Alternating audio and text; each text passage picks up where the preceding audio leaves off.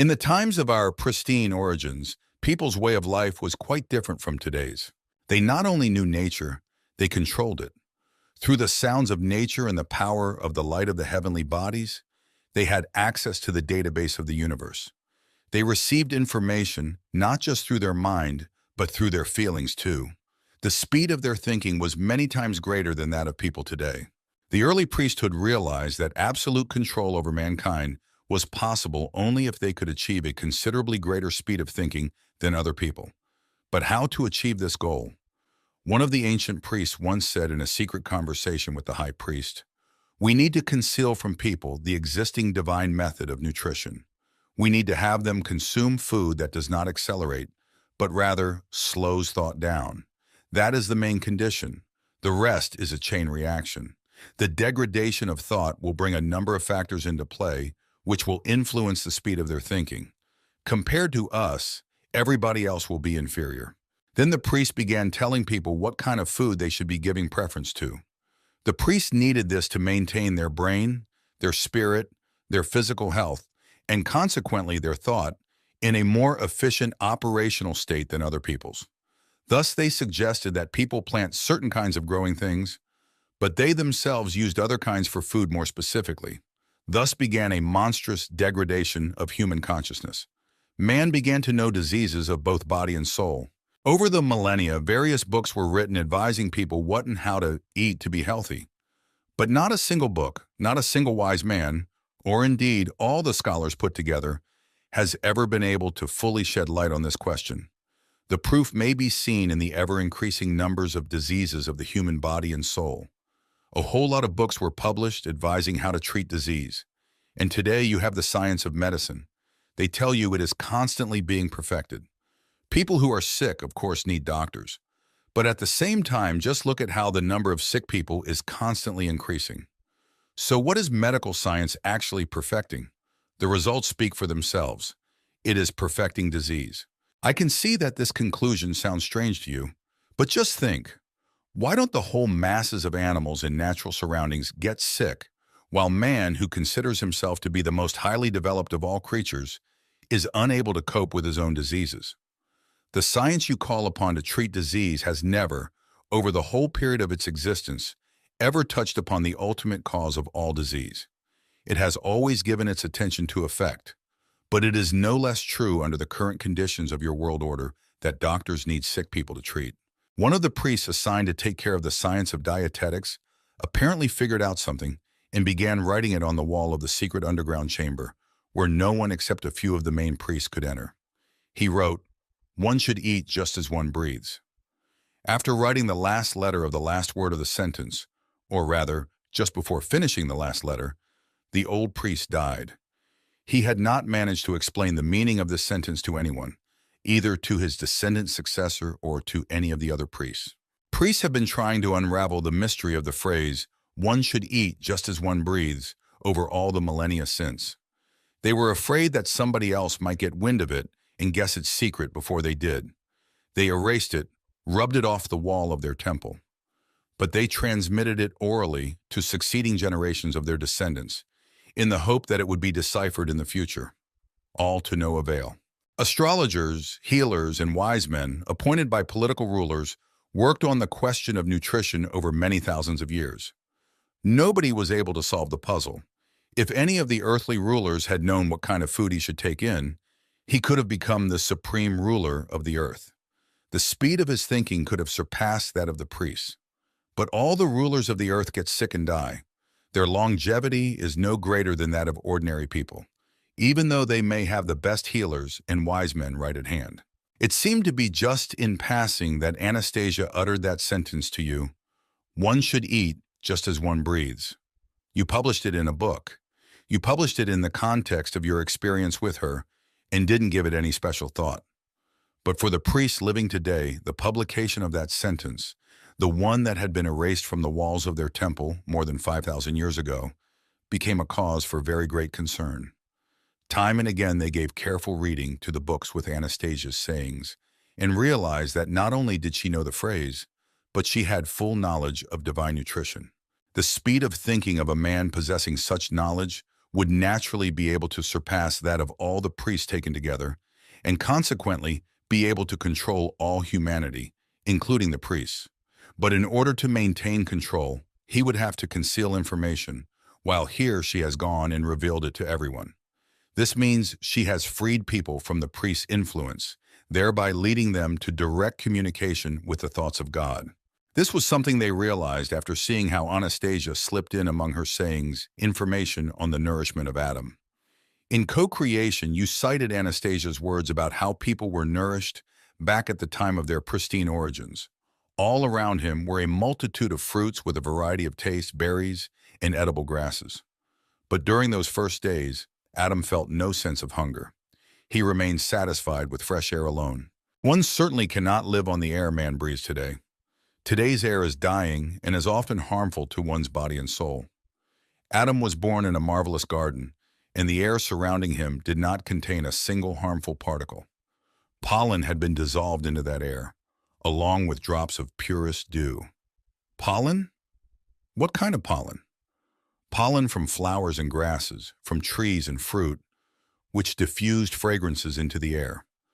Some came from those close by, while breezes brought others from distant places. Back then, man was not distracted from his great works by any problems of finding food. He was fed by everything around him through the air. This was the way it was all designed by the Creator right from the very beginning, so that all life on earth should strive to please man, and the air and the water and the breeze would be life-giving under the impulse of love. Of course, people's diet at the time of their divine, pristine origins was not confined to life-giving air. They consumed a lot else besides, but their body and soul were nourished by air and water to a significant degree. When you published Anastasia's words about nutrition, the priests were astonished at how this simplest of truths had escaped them for so long. Yet all along they knew why this was so. Secluding themselves in their temples, they were not able to breathe the pollen-laden air. In gathering people together for rituals, where the only thing the crowds raised was dust, they ended up breathing the dust of their own schemes. Bees, after all, gather pollen from a relatively small number of floral species. But the air contains all varieties, and it is distinguished from bee-produced pollen by its softness and its easy digestibility. Airborne pollen is alive, capable of fecundation. With each breath, a man would take it in, and it dissolved inside, nourishing his whole body, including his brain. When the priest saw Anastasia talking about family domains, a hectare of one's motherland for each family, they realized she was taking people back to a way of life that was part and parcel of their pristine origins. They knew right away that family domains are not only capable of bringing people material benefits, there is something much more important. In the context of Anastasia's sayings, people can form a space capable of nourishing their body, soul, and spirit, and show to everyone openly the truths of the divine order of creation. The time is approaching when mankind will be present simultaneously in two worlds. It will be able to make use both of the achievements of the technocratic, artificial world, as well as its own divine, pristine origins.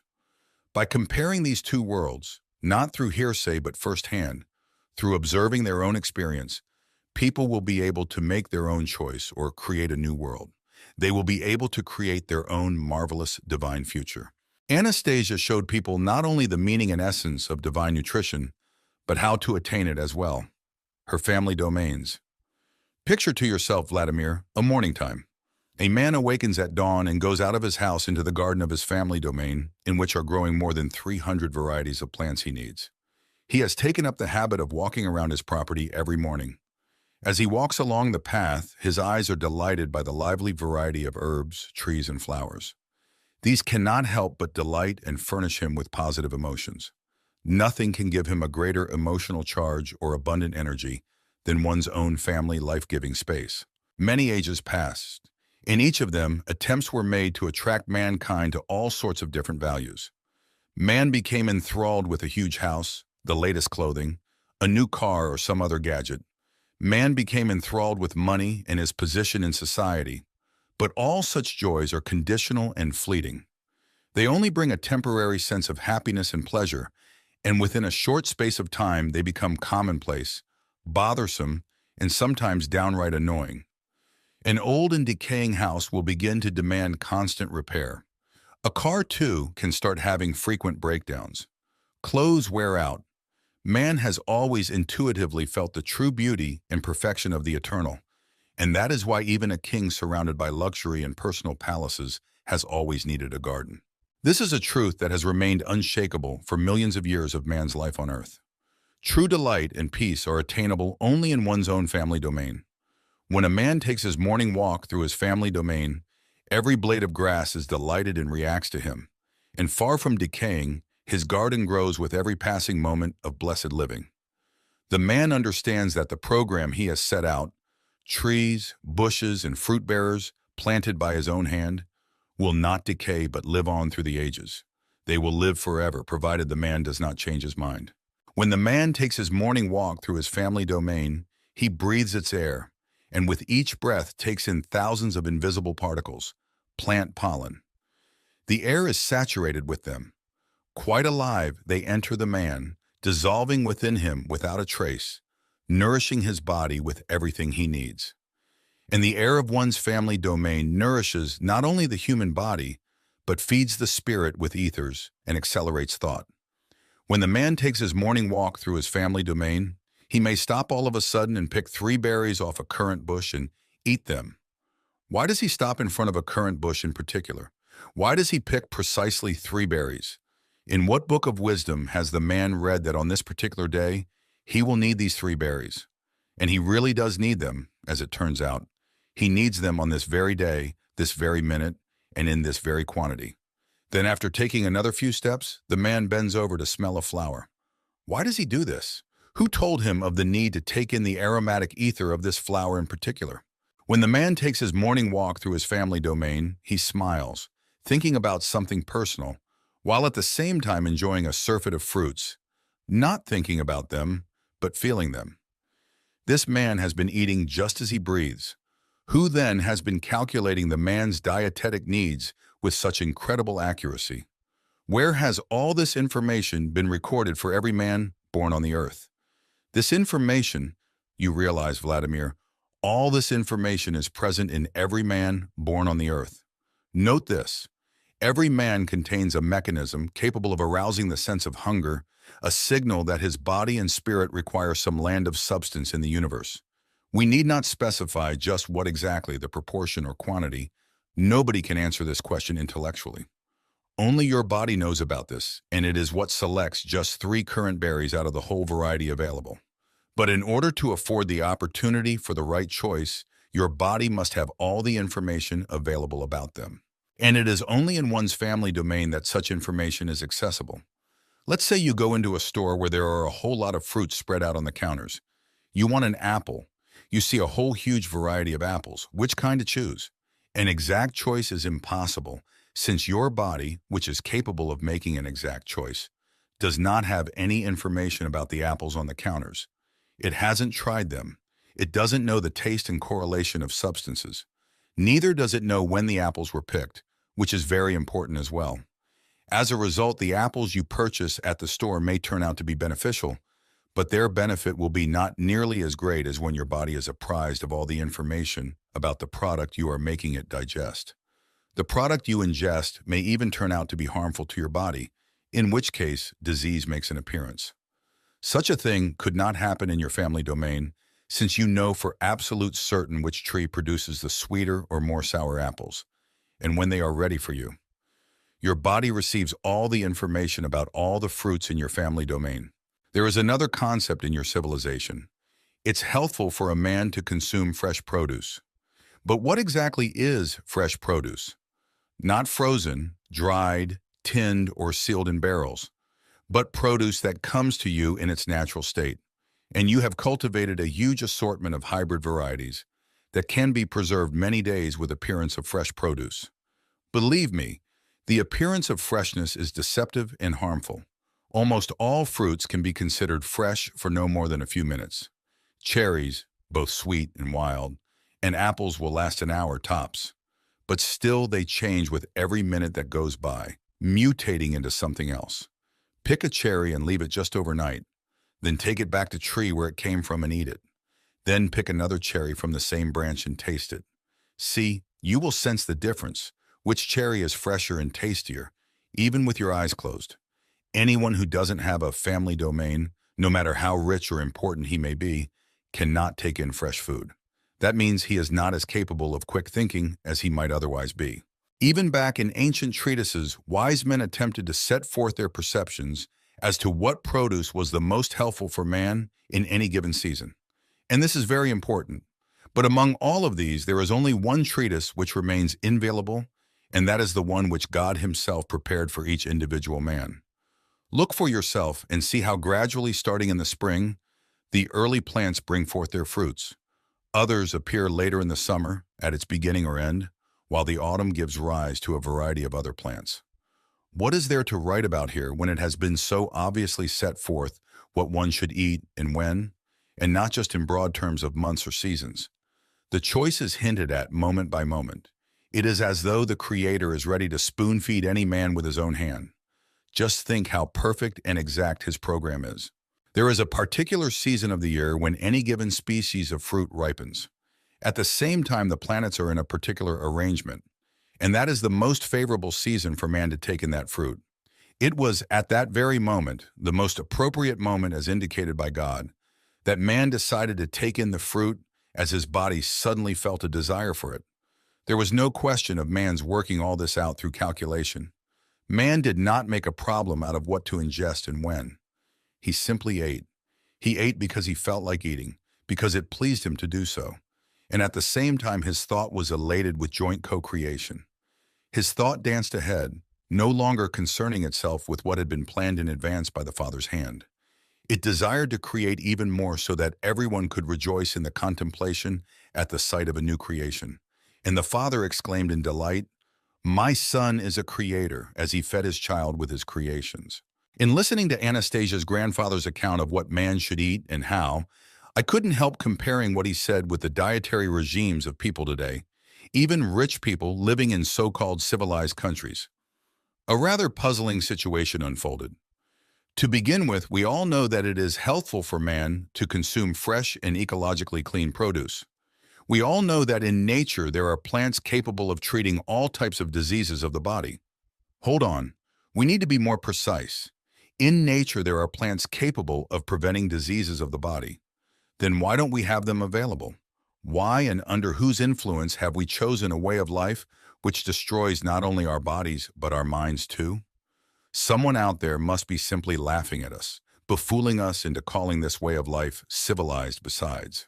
If we use terms like civilized country, civilized society, meaning by this a society of people which has achieved a certain and of course correct level of development, then this development should also be reflected in, among other things, questions pertaining to diet.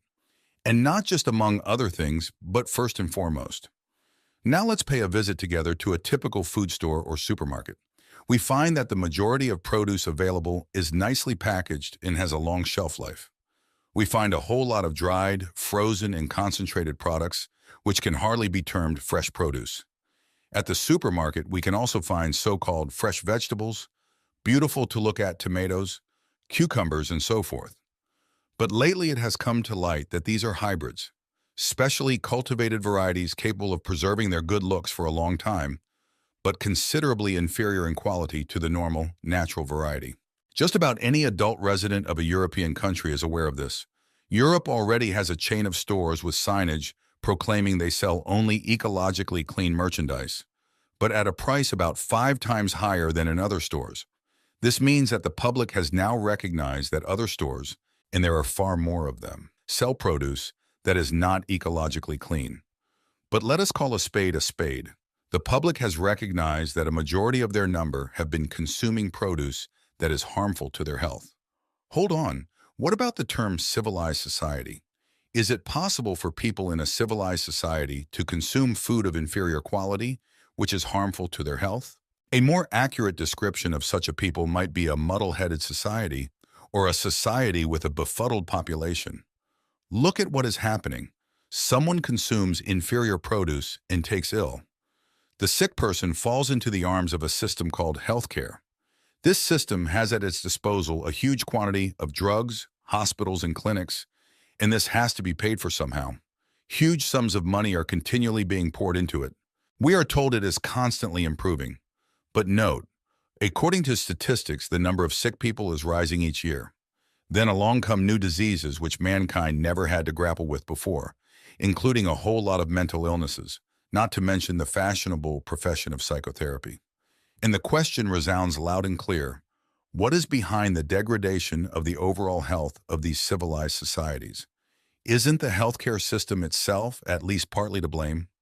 By comparing data from various sources, anyone who wishes to can determine that the overall degradation of humanity's health is an actual fact. Yes, we're talking about physical well-being, but mental health is an even more dangerous factor. Let's say a man living in his family domain wanted to eat an apple, for example. What does he do? He goes out into his orchard, picks a fresh fruit from a tree, and eats it. Then let's take a look at the actions of another man who lives in a city apartment in a developed society, who also wants to eat an apple. He takes some money, goes to the store and buys an apple, which is no longer fresh. He buys an apple which another person grew and packed in a crate. Someone else transported this apple in a truck or a plane. Then a third party built a store and placed this apple on one of the counters. All these operations, from the growing of the apple right up to the final sale, are accounted for by special people who compile inventories and collect taxes, duties, and other exorbitant charges. Thus, we have a whole chain of procedures whereby people are involved in the supposedly useful business of offering a fellow human being the opportunity to taste the fruit of an apple tree. And the one who tastes this fruit must first find work somewhere to earn the paper money and pay for this whole thought-up chain of intermediaries standing between the apple tree's branch and man. Yet our society considers this normal. A befuddled society has no inkling that someone very much wanted to lead people away from their true purpose and have their attention occupied in senseless pursuits. The process of drawing people into such absurdities has been a long one. That's not something you could do quickly. If you tried to do it quickly, even the most feeble-minded individual would be able to see the stupidity of what was happening. Just think what a paradox it all is. One fine day you decide, as usual, to go out to your apple tree and pick some fruit. You no sooner step off your front porch and start heading for the tree than you catch sight of a whole queue of people. "Who are you?" you ask the fellow standing closest to you. "I'm an apple dealer," he answers. "And who are these people behind you?" You continue to wonder and hear in reply, "Behind me is the person who trucks the apples to my store. Behind him is the one who picks them from the tree. And around each one of us you see an entourage of people in fresh, clean suits. They are the ones who record the quantity of apples that pass through our hands." "But really, what are you, chaps?"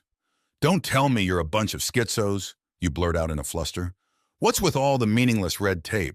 Who's going to thank you for such nonsense as this?" And the reply comes, "You will thank us. You will pay all of us money, and with that money, we too shall buy apples." "And where am I going to get all that money to pay you?" "Go see your neighbor, the one with the pear trees. There's a job open for a record clerk. You can become a pear tree record clerk, earn money, pay us, and eat apples whenever you like." How absurd! You're thinking, no doubt, utter schizophrenia. Of course it's absurd. Of course it's schizophrenia. But this is just the kind of tiling that's going on right now with each of us in our society. The conditions for a healthy life, and really, they are all too obvious, need to be set down in the form of a treatise. Well, here's one, a miniature treatise. Point number 1. Every man living on the earth should have his own domain, his own space to guarantee for himself a supply of high-quality food. Point number 2. In his own space, man should grow, preferably by his own hand, fruit-bearing plants, plants that he considers tasty and healthful. Say, for example, someone knows ahead of time that he doesn't like red currants.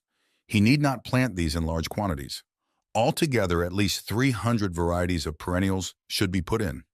Naturally, this is not something that can be accomplished in the space of a year, or even 2 or 3. But it is entirely possible to ensure that one's children will have, in fact, an ideal source of food supply. Point number 3. Every morning upon awakening, a man should take a walk through his family domain and, if he desires, eat some fruit or berries or herbs which have just that moment ripened to maturity. This should be done entirely according to one's desire, and not at the recommendation of some sort of dietitian, even one with a postgraduate degree. Once your body has become familiar with all the taste qualities of the food growing in your domain, it will compile the ideal regime for you in terms of quality, quantity, and the appropriate time for the food to be eaten. You don't need to go out to your garden just in the morning or according to a strict timetable somebody has thought up, but only when you have a real desire to eat. According to Anastasia's affirmation, there are no diseases of the human flesh which cannot be overcome by the space of love you have created. Of course, we're not talking about the space of a city flat, but a domain established according to the principles she has set forth. After formulating these rules on a pad of paper, I read them to Anastasia's grandfather and asked, "Have I left out anything?" If you simply want to jot down a summary, this will do to start with. Only you really must say something about the neighbors. What have neighbors got to do with it? I didn't understand at first. What do you mean, what have they got to do with it? Grandfather was taken aback by my query. Think about it. If just on the other side of the fence from your domain, there's a factory spewing forth deadly fumes, and the wind carries these fumes into the space of your domain, what kind of air are you going to be breathing? Nobody would build their domain next to a factory, I protested, but said no more. Then I remembered, in the city of Novosibirsk, there are dacha plots located barely half a kilometer from a tin smelter.